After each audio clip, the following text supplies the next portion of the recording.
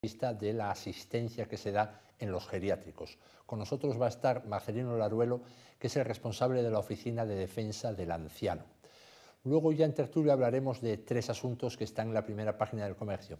El primero es del Fomento, el Ministerio de Fomento. Fomento dispuesto a firmar el convenio del Plan de Vías si se cambia el sistema de financiación. Segundo asunto de Alcoa y novedad. Alcoa se abre a la posibilidad de vender sus 2 fábricas de La Coruña y de Avilés a cambio de empezar a abrir la negociación sobre los despidos. Y tercer y último asunto, el Gobierno central, a través de la ministra de la Transición Ecológica, dice que en el año 2040 se va a prohibir la venta de coches movidos por gasolina, gasoil y aquellos que son híbridos también. Es decir, a partir de 2040 solo se van a poder vender coches movidos por electricidad, bueno, también por hidrógeno o quizá por otro tipo de combustibles que surjan de aquí hasta entonces.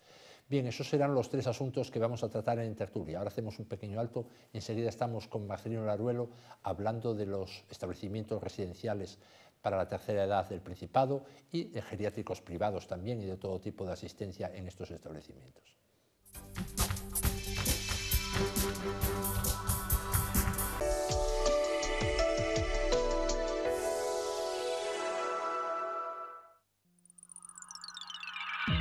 A partir de ahora vas a hacer tantos planes que no vas a tener ni tiempo.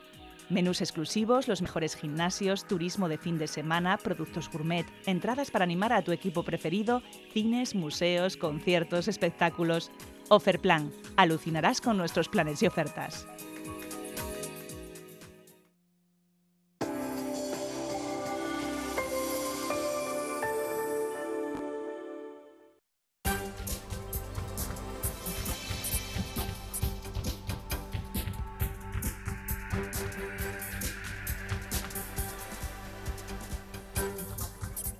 Bien, como les hemos dicho antes, vamos a hablar de residencias de la tercera edad, en particular las residencias de ancianos del Principado, los establecimientos residenciales para ancianos del Principado, que son conocidos por todos ustedes. Bueno, todo el mundo tiene gente o conoce a gente que está en estos geriátricos y que sobre ellos pues hay, ustedes conocen ya en los últimos años pues una polémica, un escándalo, para que vamos a decirlo con otras palabras, en torno a todo el dinero que se intentó cobrar y que se cobró en muchos casos a los herederos de la gente que estaba en estos establecimientos cuando ya habían muerto, diciéndose, dejaron esto a pagar. Bueno, a partir de ahí se llegó al Parlamento, se hizo una ley y va a haber una comisión de investigación parlamentaria en el primer trimestre de este próximo año 2019 en la Junta General del Principado. Con nosotros para hablar de esto está Marcelino Laruelo, que es el responsable de la Oficina de Defensa del Anciano. Muy buenas noches, señor Laruelo, bienvenido a La Lupa. Muy buenas, gracias. Bueno, quería preguntarle, para orientarnos todos, ¿qué es la Oficina de Defensa del Anciano? Bueno, pues la Oficina de Defensa del Anciano es una creación mía que surge como consecuencia de que en un momento determinado yo me veo con 4 familiares que de una manera o de otra son dependientes. En concreto, mi madre le hacen un diagnóstico de Alzheimer. Yo me niego en un principio, que nunca pensé que nadie pudiera acabar en una residencia, pero va viendo uno que las circunstancias de la vida te van empujando y te van llevando a ese camino y luego comentando con otras personas es la misma trayectoria vital. Al final, estas personas enfermas, sobre todo de enfermedades mentales, acaban en una residencia. Y lo que yo empiezo a ver en esas residencias, lo que se refiere a trato, a atención, todo esto, pues quedo anonadado. Yo no empiezo ninguna guerra. Yo tengo otras aficiones. A mí me gusta ir a la playa, me gusta ir de montaña. Yo no tengo ningún interés, pero y me veo obligado a tomar a reaccionar. Y la única manera que se me ocurrió a mí de reaccionar fue creando este pequeño, vamos a decir, organismo, entidad, que gestiono yo, con el apoyo pues, de unos 100 y pico o 200 socios benefactores. Es decir, yo no necesito subvenciones, ni quiero subvenciones del Principado, ni necesito ninguna ayuda económica del Principado, ni de los socios. Simplemente necesito el apoyo que me dan. que me prestan. Es decir, que si en un momento determinado necesito hacer una consulta o necesito algo, poder tirar de teléfono y hablar con ellos. Y esa es la Oficina de Defensa del Anciano. Entonces, ¿es necesaria la defensa del anciano hoy día en Asturias? Vamos a ver, el título que yo le di es Oficina de Defensa del Anciano inerme por Alzheimer y otras demencias. Yo entiendo que una persona, porque tenga 70 años y está en plenas facultades, sobre todo en facultades mentales, pues puede defenderse perfectamente él o puede recurrir a organismos que tiene el Estado de la Administración. El problema son todas estas personas que están en esa nebulosa de que van perdiendo facultades. Hoy todavía salía un caso en el juzgado de una persona que se siente estafada. Ese es el problema.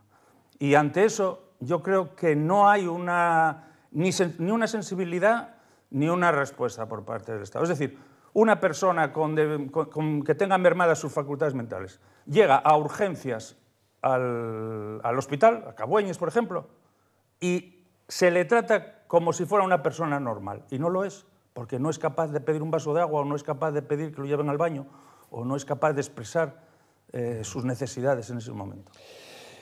A tenor de lo primero que ha dicho, ¿cómo son, usted que ahora ya los conoce, que se metió en esa tarea, cómo son los establecimientos residenciales de ancianos del Principado? ¿Cómo son? ¿Por dentro usted qué le parece? ¿Cómo funcionan? Bueno, yo no me gusta ser tremendista. Vamos a ver. Supongo, yo no los conozco todos, supongo que unos funcionarán mejor, otros funcionarán peor. Puedo, sí, decir el ejemplo de mi caso, de los casos que yo viví. Mi madre estuvo en una residencia privada con unas instalaciones, vamos a decir que similares a los de Lera, por no decir idénticas, buenas instalaciones, nueva. Tal. En esa residencia, que estuvo 2 años y pico, con un precio también similar al de Lera, en esos 2 años y pico que mi madre estuvo allí, pasaron 5 directores. 5 directores. ¿Privada dice que era esa residencia? Sí, privada. O sea, no de las que preguntaba yo de Leras. No, pero ahora voy a poner el ejemplo de Lera. Cuando yo pedí el traslado a una plaza concertada, o sea, a una residencia de Lera aquí, Clara Ferrer, observo, las primeras cosas que observé... De todas formas, permite que le interrumpa. ¿Y 5 directores, eso es relevante para una persona que está internada?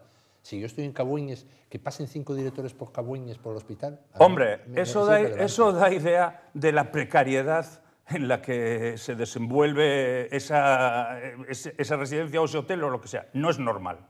No es normal. No es normal que un director no aguante 4 o 5 años. A mí, por lo menos a mí me lo parece. Y eso refleja que hay algo ahí, está bien, desde mi punto de vista. Sin embargo, en la residencia de Lera, los directores, que son nombrados digitalmente, porque son cargos políticos que se reconvierten en directores generalmente, bien, pero eso no quiere decir que no puedan ser buenos directores. Y eso yo creo que una persona con capacidad puede ser un buen director, si se lo propone. Sin embargo, en las residencias de Lera se da otro fenómeno. Había trabajadores de 5 empresas diferentes. Entonces, eso es imposible de gobernar. Pero, por ejemplo, ahí entra la gente que trae la comida y cosas así. No, entra, pues la lavandería es de una empresa, los celadores y los jardineros son de otra. 5 empresas diferentes, el mantenimiento lo lleva otra. Pongo un ejemplo que es muy gráfico. En esta residencia, Clara Ferrer, había alrededor 90, 93 ancianos. El lavado de la ropa, lo que no es de blanco, o sea, la ropa de vestir, lo llevaba una empresa allí, unos operarios, mujeres. Estaban lavando toda la ropa de esos 93 personas de esa residencia, lavando y planchando con una lavadora doméstica. Con una lavadora doméstica como la que yo tengo en casa. Yo creo que eso refleja pues, el desgobierno que existe en las residencias y esa oscuridad y que nadie entra a esos detalles. Pero bueno, vamos a ver. Me voy a insistir en lo siguiente. Yo creí ahora que me iba a decir que cómo era el trato, yendo a lo sustantivo, porque si esa lavadora, me imagino, yo no pude imaginar que con una lavadora de casa se lavan otra vez. Yo tampoco. Pero la consecuencia más negativa es que creo que se va a estropear pronto. pero no que sea especialmente negativa para la gente que está viviendo Pues ahí. sí, porque se destroza la ropa. Porque va toda la ropa a 100 grados, igual un jersey, que una camisa, que cualquier otra cosa. Y la ropa se destroza y se pierde. Yo hice la mili. Éramos 1000 en un cuartel y no se perdía un par de calcetines. Sin embargo, aquí el gasto en ropa es increíble, increíble. Increíble, porque ¿Usted lo se destroza. notaba con sus familiares? ¿Notaba que se estropeaba Mi la madre se acabó vistiendo con ropa de muertos, porque la de ella o la habían desechado porque no les convenía, no digo el personal de lavandería, ojo, personal de lavandería en cuanto que estaba subcontratado no gurgutaba, el resto de personal fijo del ERA. Entonces, vamos, es que hay que verlo, es como lo de Chicote cuando entró en la cocina. O sea, hasta que no entró él con las cámaras en la cocina y se vio lo que estaban haciendo en algunas residencias, pues todo el mundo piensa que vivimos en un mundo feliz. Y no es así. Bien, y en la otra parte, digamos, en el contacto directo con la gente que está allí, que está internada allí, que está ingresada, la gente, la atención, cuando se quejan de algo, como la comida, la calidad que era, si paseaban, si no, si garantizaban que se iban a duchar todos los días, ¿esto cómo era? Tanto la privada como la pública. ¿Cuál es la...? Bueno, y usted, no solo lo que usted vivió, sino lo que le dice la gente con la que está usted asociada. Bueno, pues vamos a ver, pongo un ejemplo. No se saca a las personas a que vean la luz del sol. Me parece que tienen derecho, como los presos, a 1 hora por lo menos de patio. Yo vi que una persona que estaba cumpliendo ahí una condena de trabajos sociales se encargaba ella sola de sacar a 50 personas durante el tiempo que estaba allí. Pero fue mientras estuvo cumpliendo esa condena. O sea, los trabajadores no lo hacían. Lo hacía esa persona que vino a cumplir una condena de trabajos sociales, que era una persona sumamente voluntariosa y que yo desde aquí, aunque sea tarde, porque en aquel momento yo no sabía ni que estaba cumpliendo condena ni nada, se lo reconozco y se lo agradezco. Y eso en general da igual, muchas veces en la pública que en la privada. La tendencia es a amarrar a las personas a una silla de ruedas. Amarrar. A amarrar a las personas a una silla de ruedas. Si yo caigo aquí y resbalo, mañana no me van a amarrar a una silla de ruedas porque caí. Caí hoy, pero mañana a lo mejor me levanto. Entonces, hay una tendencia a incrementar la incapacidad de las personas. O sea, yo me orino, entonces me ponen dodotis. Como me ponen dodotis, ya mañana, si tengo mejor día, ya no puedo ir al baño porque soy incapaz de quitar yo el dodotis. O sea, es ir avanzando la incapacidad. Esa es, por desgracia, es así. Lo de amarrar a las personas es así. Luego está otra cuestión unida a esta, que es el exceso de medicación.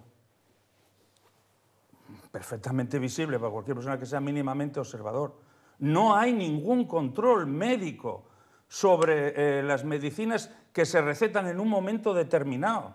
O sea, hay personas que por su constitución no eliminan al cabo del día pues, la pastilla que toman, entonces se va acumulando y al final están todo el día pues, tirados así, ¿no? Bueno, esa es la realidad, porque está el tema sanitario ahí detrás. ¿Cómo es posible que por una residencia no pase un médico todos los días? Una residencia en la que, yo traía ahí un dato de los ingresos que hubo en un año, me parece que fue 2016, solamente el 3% de 2000 y pico ingresos que hubo, solamente el 3% se consideraban válidos. ¿Qué quiere decir con válido? Ah, que era gente con autonomía. Exactamente. O sea, el resto, las residencias de ancianos, fundamentalmente, desde mi punto de vista, son hospitales clandestinos. La misma constitución de que sean en habitaciones dobles ya da una sensación de hospital, porque si yo ahora mismo voy y decido vivir en una residencia, pues quiero tener un mínimo de intimidad, y un mínimo de intimidad es tener una habitación para mí. Ya, pero eso es más caro.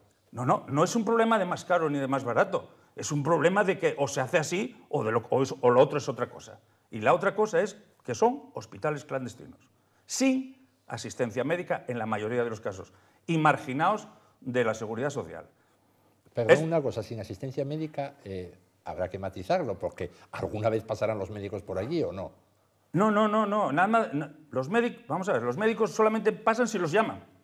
Si los llaman, si hay alguna enfermera o tal. A veces por la noche no hay enfermeras. cada residencia es un mundo. Es verdad que hay, por ejemplo, grandes centros, los más antiguos, tipo La Mixta y eso, que tienen otras prestaciones, porque tienen su propio servicio de médicos, es otra cosa diferente. Pero en general, en las residencias no hay médicos. En las privadas, en algunos sí, porque a lo mejor el director es médico y hace de director, o en otras no. Pero es que, vamos a ver, esas personas cuando entran en una residencia de ancianos dejan de ser españoles. Si yo estoy en mi casa y necesito asistencia médica, ¿no hay un servicio de atención a domicilio? Lo hay. El otro día me contaba un caso. Una señora que necesitaba un tipo de pañales, que lo precisaba, y fue el familiar a comprarlo a la farmacia. Y se lo daban. Pero al saber que estaba en una residencia de Lera, dijeron, no tiene derecho a ese tipo de pañales. Que eran más cómodos porque, bueno, para una mujer tenían un... No, ahí tienen que ser estos. Vamos a ver, ¿qué es? Que esa mujer, por estar en una residencia de Lera, es diferente a una que esté en una residencia de otro lado o en su casa. Yo a eso me refiero. Es decir, el tema de la sanidad está totalmente abandonado. ¿Cómo se pueden recetar fármacos tan potentes por psiquiatras, por neurólogos, y no pasar a comprobar los efectos de esas personas? No digo que pasen todos los días, pero en algunos casos tendrán que pasar con una frecuencia a lo mejor semanal. Hay personas... De todas formas, usted me reconocerá que los octogenarios sí. en la región, en sus casas, toman muchas medicinas a diario, de media. Sí. No ni una, de dos, ni tres. Sí. Que es fácil tomarse. Recuerdo ahora mismo, un día hace años y años, entrevistando aquí a un consejero de Sanidad, dijo, no, a mi padre le quité yo, porque tenía como 9 fármacos al día, le estuve yo quitando algunos. O sea, que la sobremedicación es una constante, no es una digamos, una característica diferencial de las residencias, es una constante en la población ya de avanzada edad. Sí, pero en casa hay alguien que te vigila y que te conoce y que se da cuenta si aquello te mejora o te empeora. O están solos y toman 3 en vez de una. Efectivamente, vamos a ver, hay de todo, hay de todo. Lo de la sobremedicación es un problema de mala gestión de la sanidad. O sea, si tú recetas y no compruebas... Caso de mi madre, vuelvo a decir. Estaba tomando una pastilla que además tenía que pasar por la inspección médica. Cuando estuvo en el hospital, se la dejaron de dar porque hay que llevar a las medicinas al hospital. Bueno, estuvo una semana. Para mí mejoró. Para mí, mentalmente, mejoró. Estoy convencido que hay cantidad de medicamentos que cuestan muchísimo supuestamente contra el Alzheimer y que tienen a lo mejor el mismo efecto que media aspirina. Y eso sigue y sigue y sigue. O sea, que usted cree que, hablando en términos generales, que más o menos igual la calidad de residencias públicas que privadas. Bueno, no tengo... Habría que hacer un estudio comparativo. Pero en general yo creo que depende más de la voluntad de las personas que estén al frente de esa residencia y del ambiente que se cree con los trabajadores que del dinero. Bueno, eso pasa todo en la vida. Pasa en todos los sitios, sí, una sí, empresa, yo estoy convencido. En lo que sea. En donde sea. Y luego, por ejemplo, lo que yo digo, no cuesta sacar nada a una persona al patio a que pegue un poco el sol. Claro, si esa persona no es capaz de pedirlo ni de defenderse, yo vi cosas... Una persona, ¿cómo puede estar? Nunca lo sabes porque ahora todo es secreto, el tema de las enfermedades, todo se volvió secreto, es decir, no podemos yo decir, oye, me operé de esto, de tal cosa, ¿no? Porque ya es secreto, la protección, tal. Pero yo vi personas que en teoría estaban por una depresión y que llevaban años en una cama metidos. Y que al morir el familiar directo, a lo mejor el marido, porque en general suele ocurrir de que mueren los sanos antes que los enfermos, pues ahí quedaba esa mujer, sin que nadie dijera, pero bueno, ¿cómo puede ser que por una depresión un año, otro año, otro año, otro año? Pero tú nunca tienes la certeza de... Oiga, quería preguntarle la consideración que tiene sobre, le parecen los centros de día, digamos como otro tipo de equipamiento que no es de estancia allí seguida, pero que va muchas veces los ancianos unas horas al día, a veces lo van a buscar a casa, etc. ¿Qué opinión tienen ustedes de los centros de día? Bueno, vamos a ver, sobre los centros de día, lo primero. En Gijón, en Oviedo, en las grandes ciudades, está lleno de centros de salud mental, que son atendidos por el SESPA, que son gratuitos, para todas las personas. Me parece que últimamente había leído que van a empezar a tratar las ludopatías. No tratan a los ancianos enfermos de Alzheimer o de otras enfermedades mentales. No los tratan. O sea, tienen que ir a un centro de día y pagar, debe estar sobre 900 euros al mes. Bueno, 900 euros al mes, ¿está cuánto tiempo en el centro de día? No, pues estará 8 horas, lo recogen por la mañana, o sea, incluirá el servicio de recogida, lo recogen por la mañana, que normalmente corresponde con los horarios de la familia, y lo entregan por la tarde a las 5:30 de la tarde, me parece, o algo así. Bueno, pero vamos a ver, ¿dónde dice que el tratamiento, si es que se necesita ese tratamiento para un enfermo de Alzheimer, dónde dice que el SESPA no lo excluye de su atención? Cuando una persona es un drogadicto, no lo atienden. Cuando una persona tiene algún desequilibrio mental o lo que sea, no lo atienden. ¿Por qué a estas personas que les llega esa enfermedad que requiere eso? Ah, no, en los centros de salud mental no. Yo no lo entiendo, no me coge en la cabeza. Y es así. ¿Y el funcionamiento qué le parece a los centros de día, al margen de esta característica que dejó? Bueno, pues los centros de día, pues un poco, yo no sé qué terapias llevarán allí, pues algunos ayudarán. Yo observé, por mi observación personal, que el Alzheimer y determinadas enfermedades de estas mentales que van a altas parejas están muy ligadas al desinterés. Es decir, la motivación es quizás, igual nos pasa, yo creo que nos pasa a nosotros, que está latente en todos nosotros, ¿no? O sea, olvidamos lo que no ponemos interés. Y yo creo que ahí hay algo que, bueno, ya veremos si con el tiempo se avanza o no se avanza o no, pero a mí me parece que hay mucha falta de interés en afrontar esa enfermedad. O sea, de hecho, se sigue con medicamentos que tienen 20 años y que en realidad son como paliativos. Bueno, todo el mundo sabe que de momento no hay ningún medicamento que cure el Alzheimer. Exactamente. Eso es conocido. Y también sabemos que hasta el año 60 no había ningún caso de Alzheimer. Sí.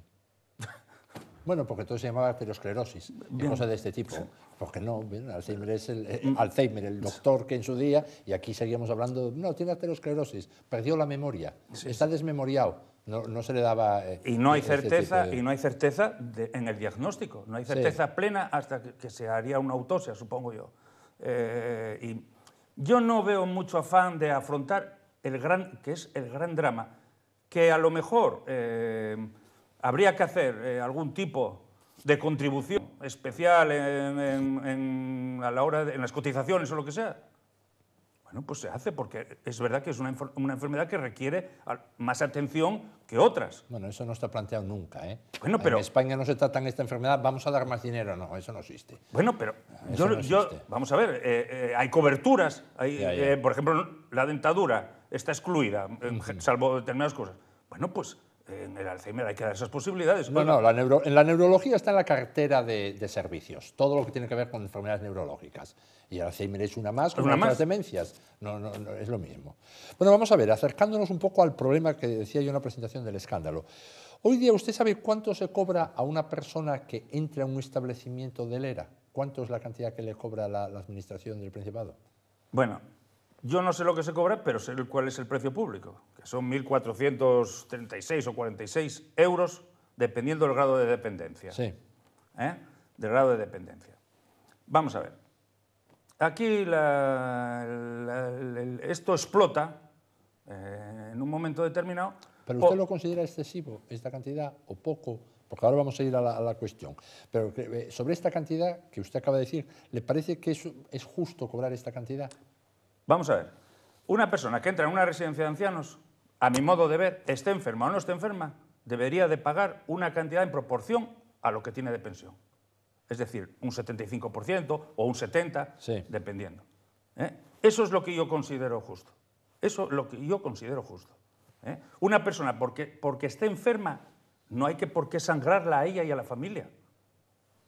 Vuelvo a decir, o sea, ¿el Alzheimer está excluido ¿necesita una atención especial? Sí. ¿Está excluido de las prestaciones? No. Entonces, oye, hay enfermedades que requieren cantidad de...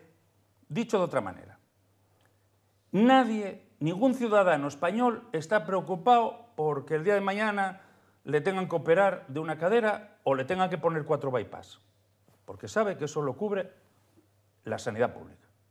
¿Por qué cuando llegamos a ciertas edades vamos a estar preocupados de a ver si me da un Alzheimer o me va a dar una cosa y voy a arruinar a toda la familia? Bueno, no, vamos a ver, el Alzheimer lo cubre la sanidad pública, igual que el bypass, lo cubre igual. No, no lo cubre igual, no lo cubre igual porque, porque en determinadas fases del Alzheimer, el Alzheimer no es que olvides, no solamente, son fases. Mi madre a mí me llegó a poner un cuchillo aquí en el pecho, en casa. Porque va asociada delirios y cosas que les bueno, uno responde de una manera, casos de una manera. A esas personas el tratamiento médico se lo dan en el UCA, en Cagüen, etc. Sí, pero es que no basta con el tratamiento médico. Claro, como para otras enfermedades no basta con unas pastillas, al final acabamos en las pastillas. No, requerimos otro tipo de atención. Es decir, aquí llega a sufragarse hasta las citas a los balnearios. Bueno, me bien. Y muchísimas otras cosas que a mí me ocurren ahora pensar. Porque vi otras épocas y otros países en los que a partir de determinada edad decían no se le opera el cuerpo, ya tiene 67 años. Eso lo vivimos nosotros en los años 60 o cuando ya habían pasado los planes de vida. Pues, bueno, vuelvo a decir, ahí hay una dejadez por parte de la sanidad pública. Pero quizás no sea especial lo que se está viendo, porque lo que es propiamente médico, en hospitales, los especialistas reciben y atienden los Alzheimer como otros. Ahora, a ver, poner el ejemplo de alguien que pone el cuchillo o que hace conductas, eso que se llama ahora disruptivas. Que no es para los que hace posturas excéntricas. Eso ya no lo puede el médico, será servicios sociales que tienen que atender, que tendrían que acompañar, etc. Pero lo que es el acto clínico, ¿verdad que atiende? Bien, que no se soluciona nada. No, pero ni tampoco respeto Climent. El doctor Alzheimer, cuando trató el caso que dio nombre, pagó la estancia de la mujer en un hospital. La pagó él. Yo no creo que los médicos de aquí vayan a pagar, pero que por lo menos vayan a visitar a sus pacientes, sí. Vayan a visitar a sus pacientes, sí, porque es más barato que un neurólogo, por muy neurólogo que sea, coja y vaya a ver a los pacientes, que no a cada paciente meterlo en una ambulancia y llevarlo a ver al neurólogo. Porque encima en cada centro hay muchos enfermos con la misma enfermedad o con enfermedades similares. A eso me estoy refiriendo. Comprobar los efectos de los fármacos, comprobar la alimentación, comprobar si esa persona, lo que es una atención médica, lo que pasa es que yo vi las primeras veces que yo empecé a llevar, pongo los ejemplos que yo conozco, claro, y puedo hablar de ellos. Primero empezó tomando 12 gotas de haloperidol por la mañana y 12 por la tarde para las tal, y acabó tomando 0. Porque lo fuimos rebajando por orden del médico y viendo que esos efectos eran positivos para ella. Luego está el tema de la alimentación. Yo estoy convencido de que la alimentación está muy relacionada a los temas mentales y la alimentación están muy relacionados. Y que una mala alimentación agrava los problemas mentales y los problemas mentales repercuten en que la gente se deja de alimentar. Uno de los primeros síntomas de las enfermedades mentales, para mí, es cuando empiezan. Que si tomo un quesito del caserío y que si tomo un poco de mermelada. O sea, dejan de cocinar y de alimentarse. Y eso va retroalimentando la enfermedad mental. En definitiva, ¿son enfermos? Los médicos tienen que ir a visitarlos. Porque ellos no pueden ir y yo creo que es más barato hacerlo de esa manera que de la otra. Que cada uno... ¿Dónde está escrito que un hijo tenga que se hacer cargo de los padres? ¿Dónde está escrito? Es que eso no tiene que estar escrito. No. Sí tiene que estar escrito. Primero, porque hay personas que no tienen hijos. Ya, pero eso no... Segundo, porque hay personas que tienen los hijos lejos. Y tercero, porque aquí estamos viendo que, sin embargo, los padres que tienen hijos, todos son facilidades para descargarles de la atención de los hijos. Y, sin embargo, de cara a los ancianos, como hay esa creencia de que tienen ahorros, de que tienen propiedades y de que tienen una familia detrás, pues vamos a echárselo a ellos y vamos... Yo estoy convencido de que hay un proyecto de quedarse con lo que esas personas a lo largo de su vida ahorraron, tienen o consiguieron. Bueno, vamos a ir al asunto económico entonces. Sí. El escándalo, el escándalo sucintamente estalla porque personas que estaban en las residencias de ERA mueren y los herederos, en un momento determinado, reciben una carta del Principado diciéndoles, bueno, pues que su familiar, su padre, su abuelo, su tío, su primo, el que ellos heredaron, ha dejado esta deuda. En definitiva, usted, si hereda, tiene esta deuda. Y esas deudas llegaron a ser en algún caso de 90 y pico mil euros y otros muchos casos 20.000, 30.000, 40.000, 18.000. Es decir, cantidades, en cualquier cantidad habría que discutirla y mucho más cantidades de un volumen que digamos que desborda muchas veces lo que es las posibilidades de desenvolverse una familia. Vamos a ver, esta situación cuando estalla, yo quería preguntar lo primero. Las residencias de la tercera edad, como usted dijo hace 10 minutos, estaban ya cobrando una parte de la pensión de la gente que estaba residenciada. Es decir, yo estoy residenciado en la tercera edad, tengo 1.000 euros de pensión. ¿Estaba ya dejando 750 u 800 euros en esa residencia o no? ¿O no estaban dejando nada? La información de la que yo dispongo, que es muy pequeña, porque él era, una de las cosas más graves es que nunca hizo una memoria de actividades económica y de gestión, como cualquier otro. Bueno, para empezar, ¿por qué se crea el organismo autónomo ERA y no una dirección general de residencias de ancianos? O sea, eso ya marca algo, que sea un organismo autónomo, no una actividad más dependiente de la consejería. Bueno, en segundo lugar, en un momento determinado, según la información que yo tengo, en un momento determinado, o sea, las personas venían pagando ese 75%. Venían pagándolo. Sí. Bueno, lo que dice la ley... De antes de la dependencia. Sí, lo que dice la ley es lo siguiente. El anciano contribuirá al coste de la plaza. Eso es. Al coste de la plaza. Y se llevará una contabilidad independiente por cada residencia. Cosa que es lógica, porque no todas las residencias tienen las mismas prestaciones, ni tienen los mismos gastos. Bien. Entonces, eso ya no se hizo tabla rasa, un precio para todo el mundo. Y a partir de ahí, el 75%. Se estaba como tal, sí, al margen de la ley de dependencia. Sí. Se estaba cobrando... No existía la ley de dependencia. Eso, antes, en el año 2003, 2004. Pero si es que el problema no es solamente con la ley de dependencia. Una persona que esté cobrando 500 euros de pensión, que haya así, y que esté sana, quiere decirse que en la calle puede vivir con esos 500 euros, vive con esos 500 euros, prueba yo de que estaba viviendo, y entra en una residencia del ERA y necesita 1.200 euros para vivir. Digo más, 1.200 no, 2.400 por una habitación doble.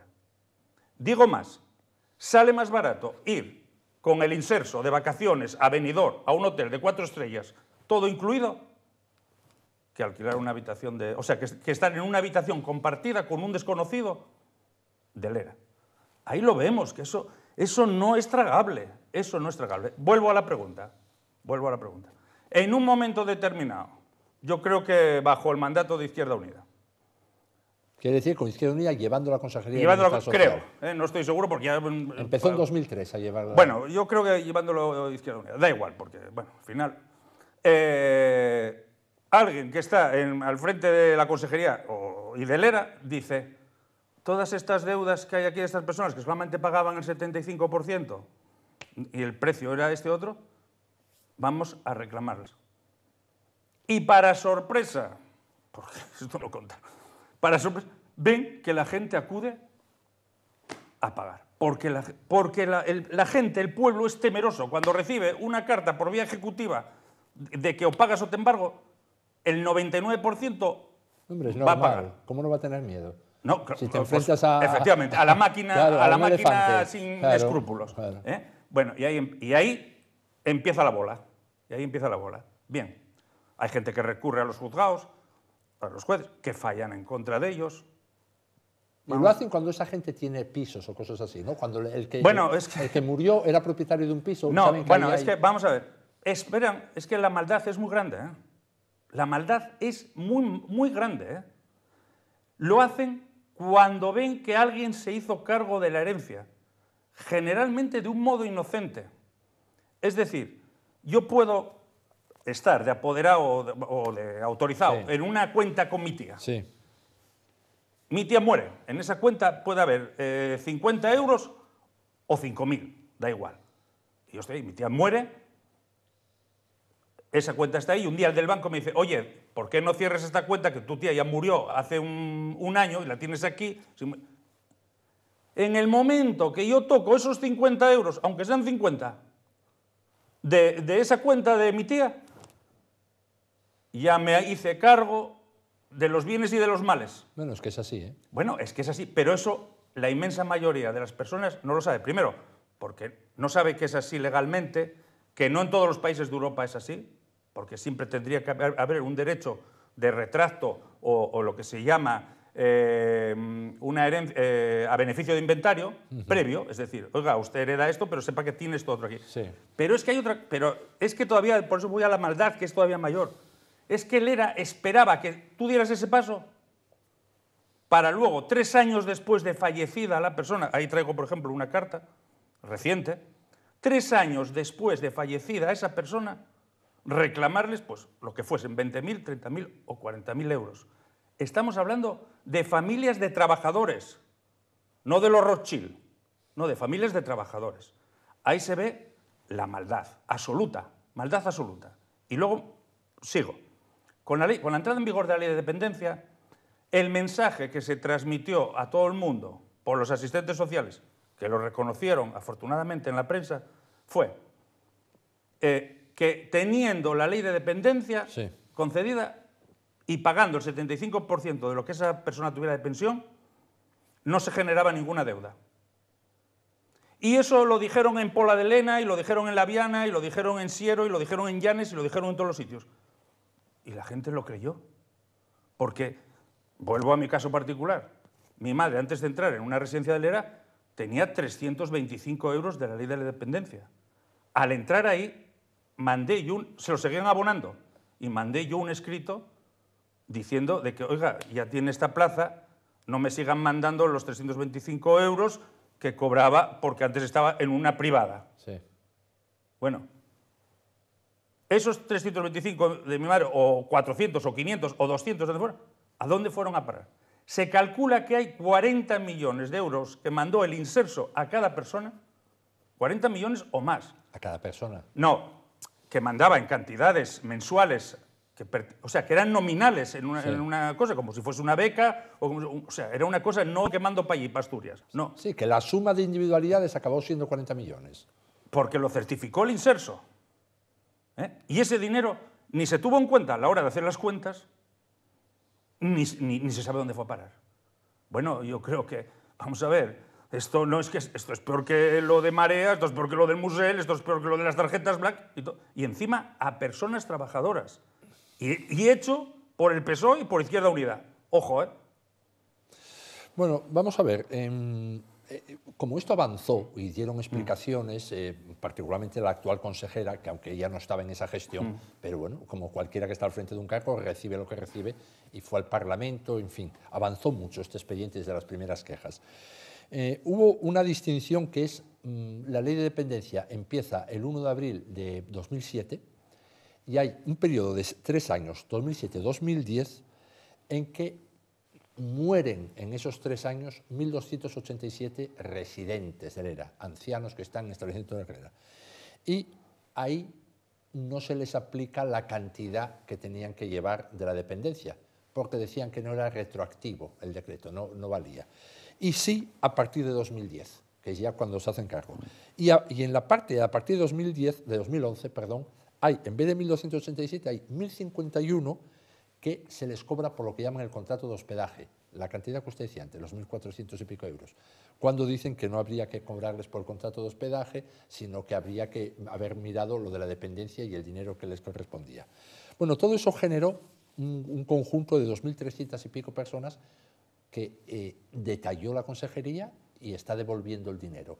Con estas devoluciones de dinero, el asunto queda, digamos, queda solucionado el aspecto económico, luego iremos al político, queda solucionado o sigue habiendo perversiones en todo el sistema de facturación, sigue la gente recibiendo exigencias de pago extra todo este proceso, etcétera.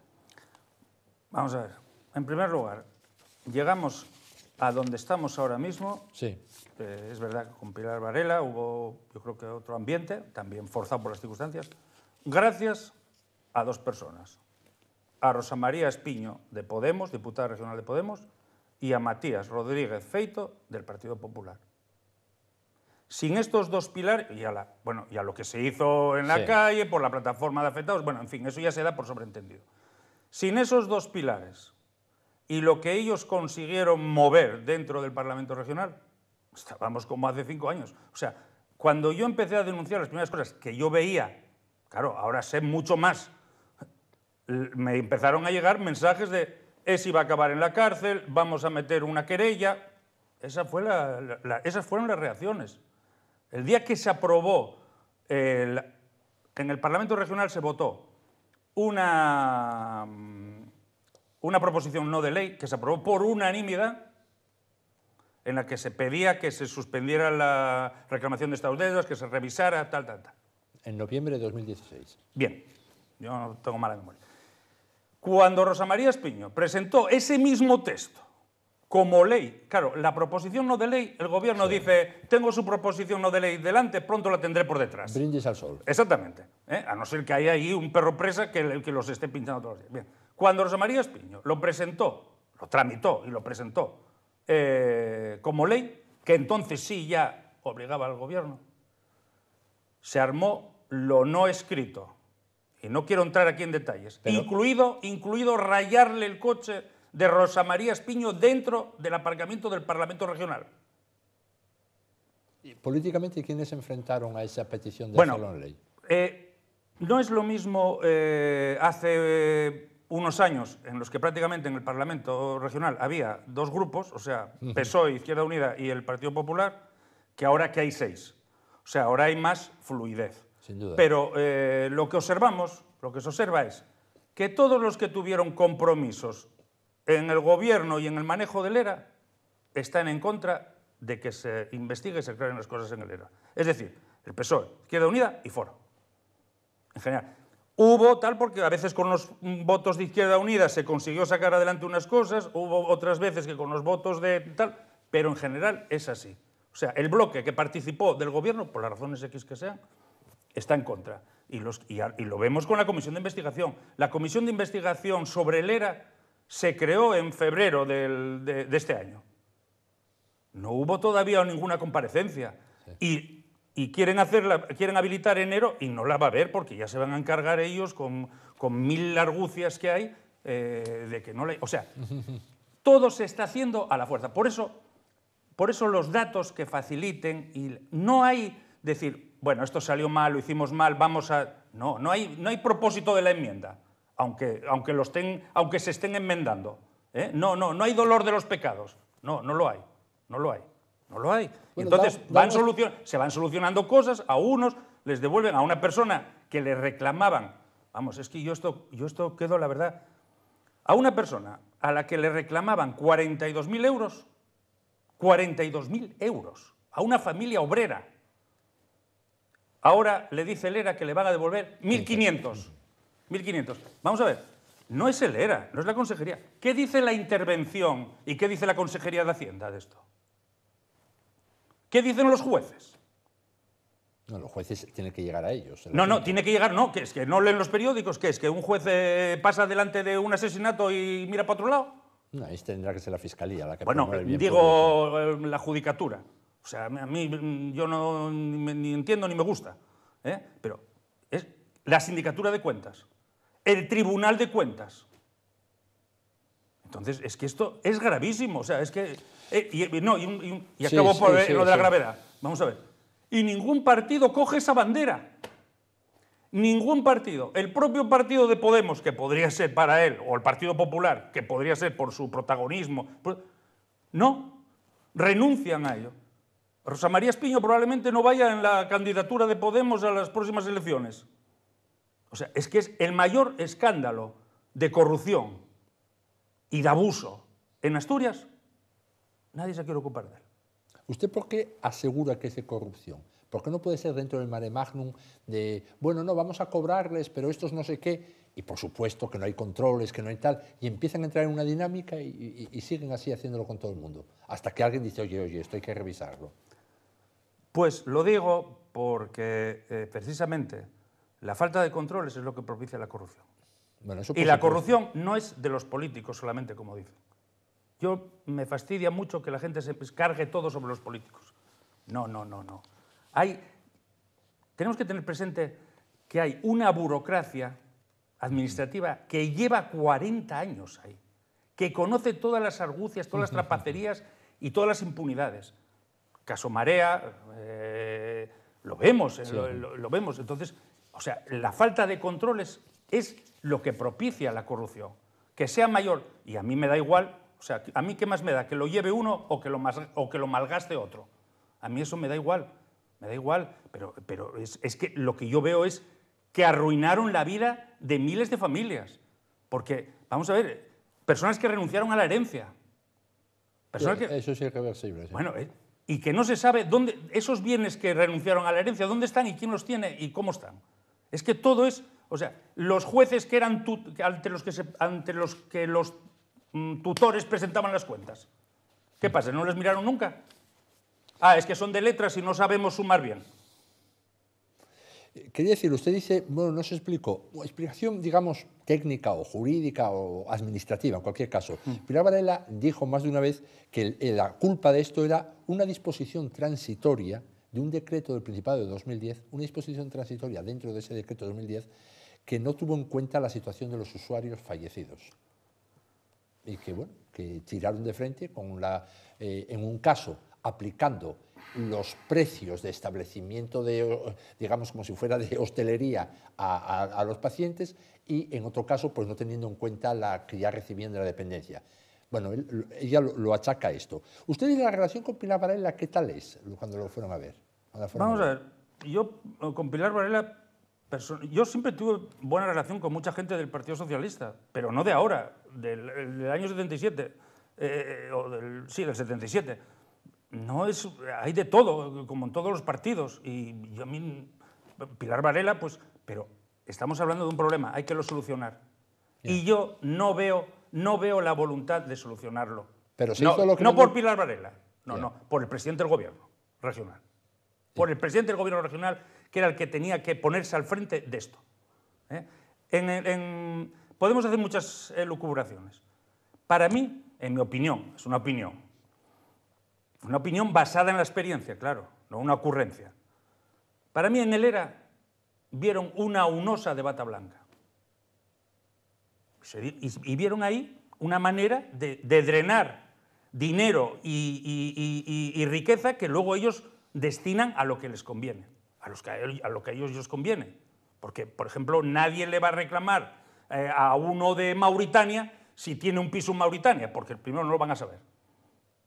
No, ahí es una manera de drenar y de emplear a personas afines. Bueno, en principio era para financiar, digamos, el dinero que se cobra, tanto el 75% como si eran este otro tipo de cantidades, es para financiar la propia gestión de esos establecimientos.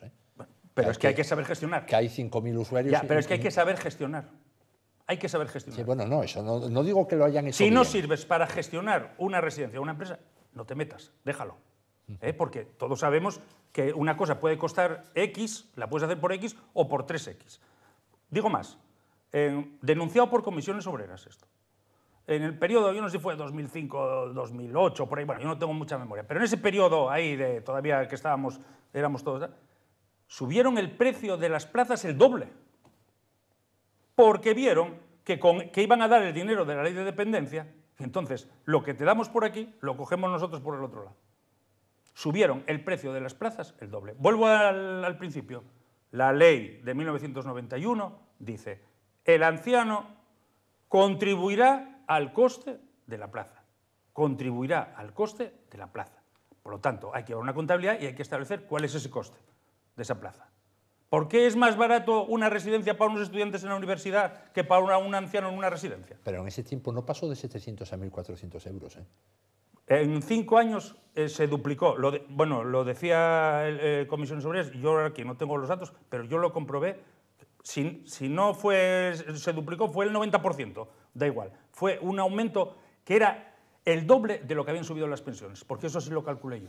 Oigan, el Parlamento dio un mandato, la ley, al Principado, revisar las liquidaciones, revisar estas 2.300 que hablábamos, y hacer una auditoría. ¿Cumplió con ese mandato el Gobierno?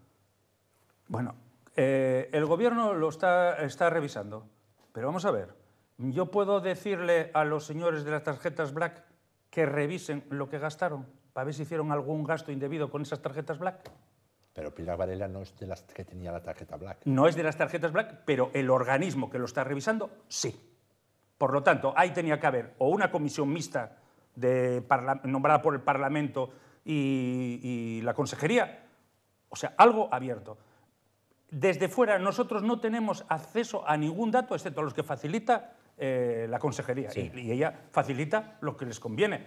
Es más, revisa empieza por revisar lo que les conviene. Pues revisará primero los que tienen a pagar antes que los de devolver. O sea, no hay fiabilidad, no hay fiabilidad. No hay fiabilidad porque el que la hizo es el que está encargándose de decir, voy a ver cómo lo deshago para salir de este entuerto. Y mi opinión es que, aparte de lo que se vaya revisando, que estamos mejor que hace 2 años, sí, pero gracias a esa ley que se aprobó, no por voluntad del gobierno, obligado. Porque suele pasar así siempre, ¿eh? Bueno, sí, pero... Cuando alguien está en un asunto que no le salió muy bien, hay que forzarle a mí eso no me parece bien. A mí no me pareció bien, como yo escuché, que luego parece ser que se borró de las grabaciones del Parlamento Regional, decir a Lastra que yo de otra manera me parece un gran diputado. O sea, es decir, no tengo nada personal contra él y yo además lo veo una persona dialéctica y combativa. Es decir, esta ley que se aprueba hoy, el día que se aprobó, no se va a cumplir, porque de eso ya nos encargamos nosotros. No, pero daría alguna razón. No, que no se iba a cumplir. Pues no se iba a cumplir. Hombre, razones puede dar, pero si la aprueba el Parlamento, ya. ¿Cómo no la vas a cumplir? Y tú eres allí miembro del partido del gobierno. Bueno, ahí subyace esa oposición a solucionar verdaderamente el problema. Y esa solución yo creo que es abriendo las puertas y diciendo, se están negando expedientes que solicitan parlamentarios. Se están negando información, expedientes. El síndico de cuentas dijo que no sé cuántos expedientes no habían aparecido. Casi lo echan porque bueno, hizo una investigación sobre un año que le darían, de los últimos, no de los primeros, de auditoría externa, nada de nada. Aquí vimos en el Ayuntamiento de Gijón cómo se contrataban auditorías externas para todas las empresas públicas. Entonces, claro, mientras eso no se haga, porque estamos hablando solamente de una parte, que es lo que se cobró abusiva e indebidamente a las personas. Pero, y luego todos los contratos de suministro, los contratos de construcción de residencias, con sedes. O sea, es que la cosa no es solamente ver... Pero eso ¿qué tiene que ver con lo de los ancianos? A fin de cuentas, hombre, pues sí tiene que ver. Ya, ¿no? No, tiene que ver, porque